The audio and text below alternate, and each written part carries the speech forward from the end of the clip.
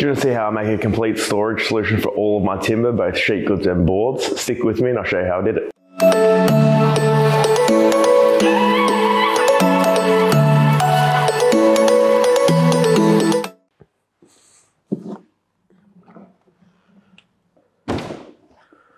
G'day guys, Kieran here from KJH Woodworking and welcome back to our channel.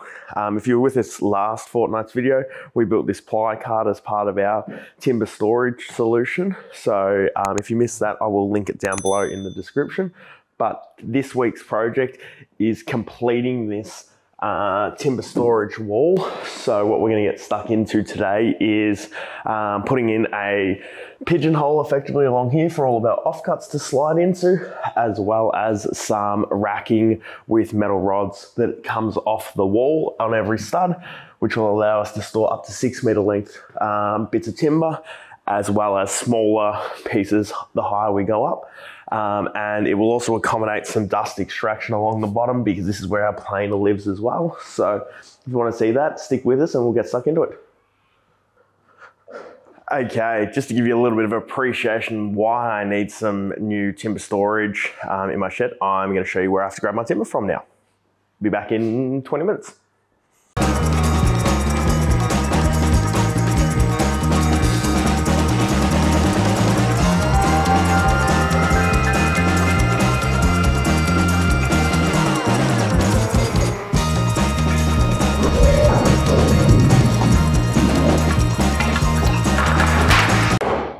Okay, now you can appreciate why I need to change my system. I need something where I can get to easily. So moving it to that wall seems like the logical location. You could make this whole project out of straight off the shelves 90 by 45 and 140 by 45. However, I happen to have this from my neighbor, so I'm going to mill this up, rip these down to 90 by 45s and a 140 by 45, and then use this rather than buy more material because it gets it out of the shed. So what I'm going to do now is rip up my 140 and start with my pigeonholes. So we'll get that on the wall and then all of the racking will sit on top. So we'll mill this down on the table saw and jointer, and then we will get that installed on the wall, followed by ripping up a couple of sheets of ply to build the pigeonholes, and we'll get that on the wall and then we'll get stuck into making the racking. Okay guys, now you're going to see the benefit of the ply cart because I've got to get the back sheet of 2, 4, 6, 8, 10, 12 sheets of ply, and it is as simple as pulling the cart out, roll them forward, slide the sheet out. Oops, I didn't pull the car out far enough.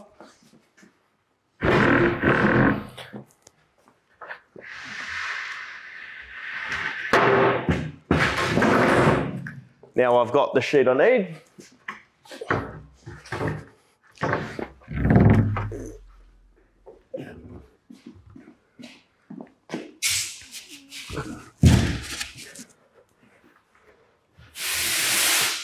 Then push the cart back.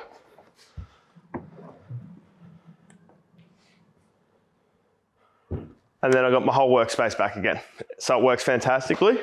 Now we'll go ahead, we'll get this cut up. So what I'm gonna do is measure in roughly center. So I'm probably gonna go 595 from each edge, cut it in half. So that'll become the top and bottom of my pigeonhole. And then we'll cut some uprights. Me being me, I'll sand and edge band it all. And then we'll get it installed. So stick with us and we'll get it done.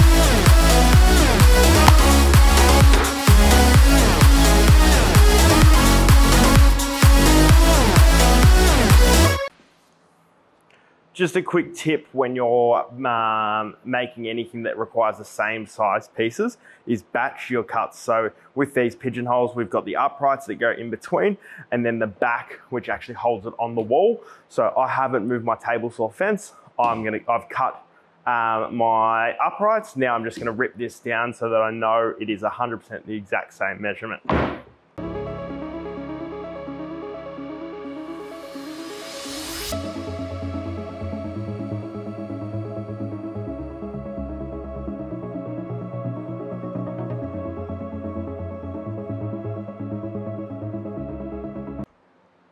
Okay, so hopefully this is starting to make a little bit more sense. So what I'm doing here is building my frame around the pigeonholes, which will end up being spaced at every stud. So roughly something like so. And these will give it support, because what I'll do is where every racking upstand comes down, I'll put a triangle bracket coming down to these upstands here, which will support it from the top, leaving the bottom clear for the ply cut to swing in and out. So these center bits are 40 mil shorter than the end ones, because what will happen is this will sleeve over a 140 by 45 on the back. And then we'll screw that top and bottom, which will hold it in place, some brackets on top to give it a bit more strength, and then we can stack all of our offcuts in here. So I'll finish that off now, and we'll go from there. I won't screw these in the center dividers in until this is in place, because then I can line these up dead center with the stud locations for where the rackings are going to come down. So we'll do that once we get it on the wall.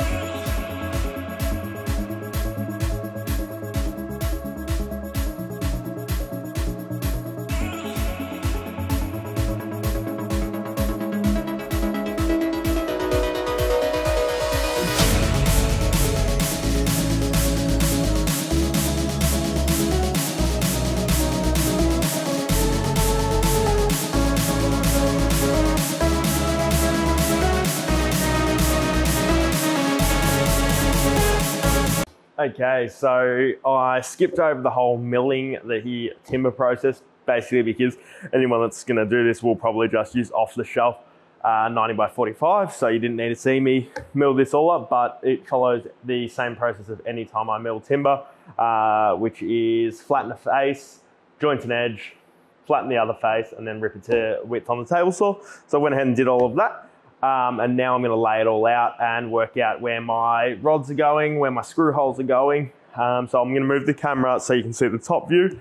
But the aim is to clamp everything together, because this only works if every rod is perfectly in line. So rather than measuring individually, I'm going to clamp it together, mark the first one and the last one, and then draw my lines straight through. So I know as I drill them out on the drill press, they're all perfectly in line, and I won't have any issues when I assemble it all. So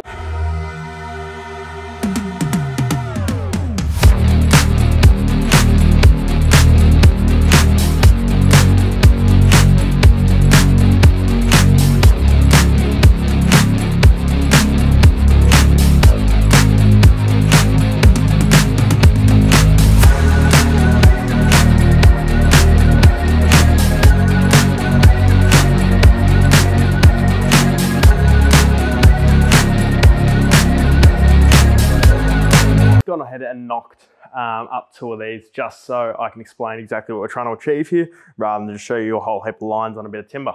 So this is effectively what we're trying to achieve, where we've got our rods there. I'm using 25.4 millimeter rods with a wall of 1.6 millimeter. I tried a couple of different wall dimensions. So I did try 2 millimeters, which was adequate but more expensive, but the 1.6 worked fine. So I went with that for the whole project. And the aim of the game is to drill out holes however many spacings you need for your setup, and make it work. So mine are 230 millimeters apart roughly, because I found that worked best, because I like to have lots of levels so that I can organize between length breaks and types of timber. So I've got that. So I've gone and drilled in 60 millimeters deep, so which is 3/4 of the depth there. And then I've also gone ahead and drilled out for some bolts and screws. So I'm bolting in with 150mm coach bolts, coach screws, top and bottom, and then 150mm bugles throughout the centers. Just the coach bolts just give it a bit more strength. So I've bored in 30mm there as well, so it gives me 50mm a bite through the timber, and then 100mm inside the studs of the wall. So I've got that there, and then I have two different types because the other one, I drop it down slightly to accommodate an air conditioner above it. And then I've got this little notch down the bottom, which allows me to put a hose clamp in it to hold my 150mm ducting for my piping for the thicknesser and drum sander that go underneath it. But I'll show you what I was marking out before. So this is effectively what I marked out here. And I went ahead and I put B for bolt, left the line straight, and then screws everywhere there's screws. So when I set up my fence on my drill press, I know what depth I'm going. So I'll set the fence to 20mm, which is the center. Then I'll set the depth to 60mm, drill out all of my steel holes first through all of my pieces of timber. Then I'll go back and set it to 30mm and drill out the other holes there. And I found that a 25mm spade bit works the best for the thickness because a 26 gives me too much play and a 25 is snug. I just tap them in with a mash hammer and we're good to go. So now I'm going to go drill out, I don't know, 600 holes or so. So I will be at the drill press for a little while.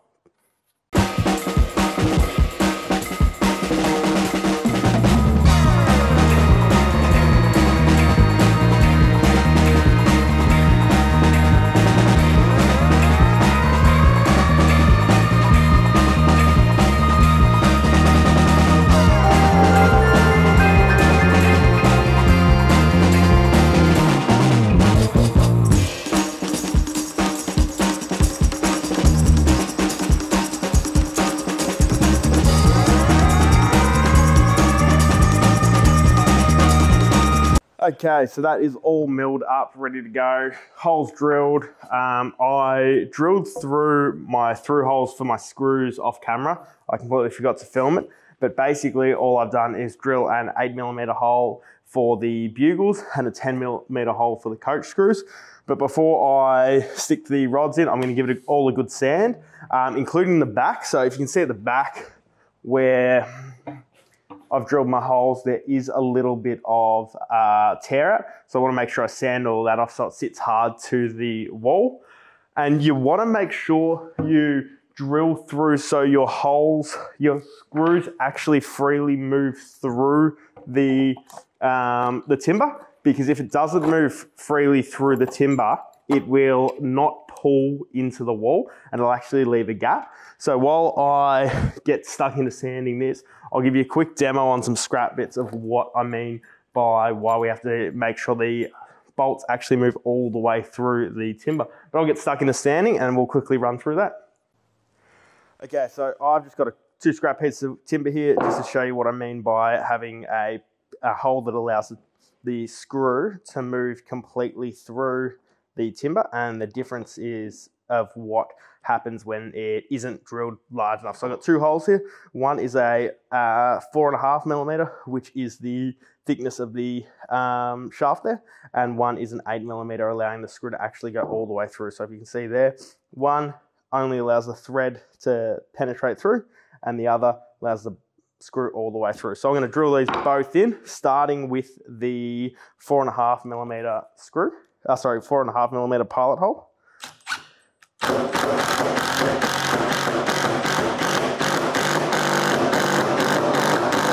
See how when it actually hits the timber, it pushes the timbers apart because it's not actually using the head to pull it down. Then you got to drive it all the way in. So to pull it in, and it doesn't always get it perfectly tight because of that blowout that you saw before I sanded it all off. So now we'll go with the other, where with your other hole,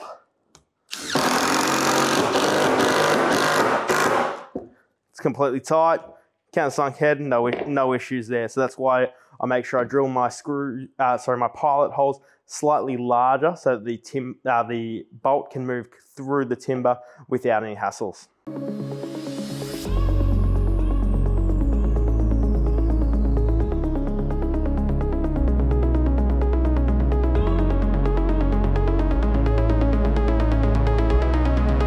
Okay, now that we've got all the timber prepared, it's time to prepare the metal rods. I have an extensive amount of metalworking tools in my shop. As you can see, it's not my thing. So, and I think if you look back on my first video, you'll see that that hacksaw didn't have a blade in it until 2 minutes ago, just for the purposes of showing you my extensive range. So I had my local metal supplier cut all of these up to 600 mil for me. However, in doing so, they've left all of these burrs on the edges. I don't know if you can see that there. So we've got to get those off. So I'm going to go ahead and file all of these off and get it done. But who am I kidding? I'm not going to use a file because I have about 100 of these to do. So I'm going to jump over here onto the belt sander and give it a quick sand off. It'll literally take 2 seconds each side. So we'll get stuck into that.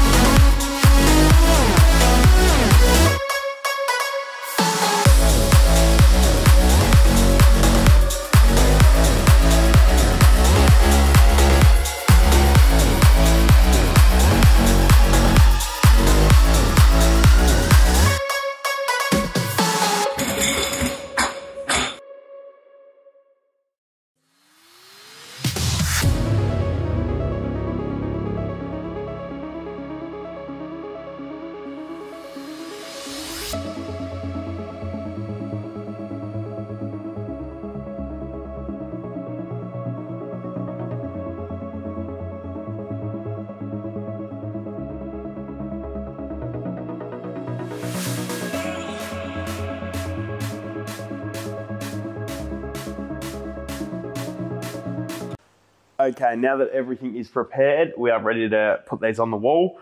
I'm putting coach screws top and bottom and then bugles through the guts. Just makes me feel better if I've got coach screws top and bottom. Bugles will probably do the job just fine, but makes me feel better. So I'm going to do that. The aim of the game is to make sure everything is level and that all of the rods line up. So I'm going to use a combination of a level. I'm fortunate enough I've got a laser level, so I'll shoot that around as well, and we'll line all of those up, but we'll get them all on the wall screwed off. And then we'll build the brackets to put some extra support for this, and then we'll get it all loaded up and call it done. So I'll get stuck into it.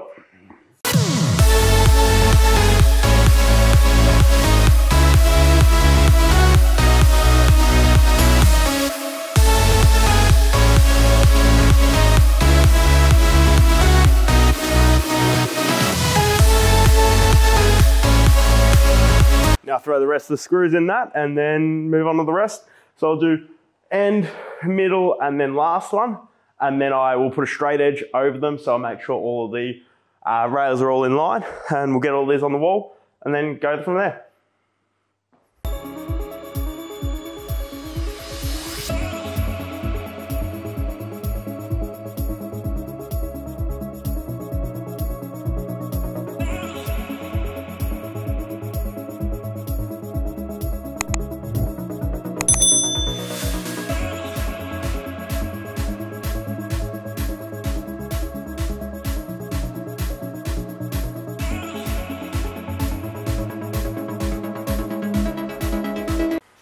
Okay, that brings that to a close, and that has come up absolutely sensationally. I'm really happy with it. It's freed up a whole heap of floor space in the shop. So what else can I do but buy more tools? So much to my wife's annoyance, I will be getting a few more machines that can take up that floor space.